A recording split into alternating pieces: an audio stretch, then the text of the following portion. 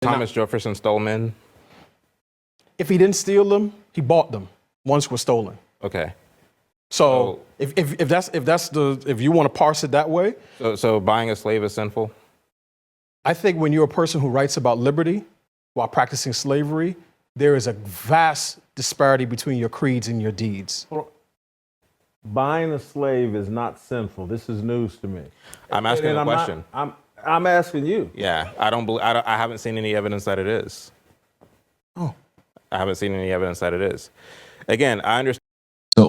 So it's not a lack of evidence. It's a misunderstanding of the kind of slavery we're talking about.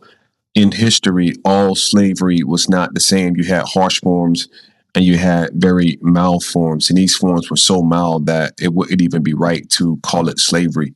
What you have in the Bible is indentured servitude, debt servitude. It's not chattel slavery. It's not what we have had in America. Exodus 21 says, when you buy a Hebrew slave, to Chad's point, is buying a slave sinful? Yes, if you're talking about chattel slavery. No, if you're referring to debt servitude, because the slave that is bought in this passage voluntarily sold himself into debt servitude because he was poor, because he was facing economic hardships. And every 7 years, or on the 7th year, he had the option to be set free, and he was also given provision.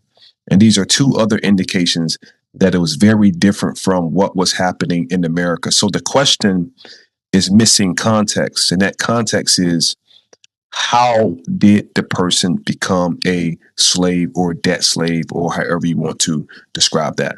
That's why the question is misleading when simply stated like that.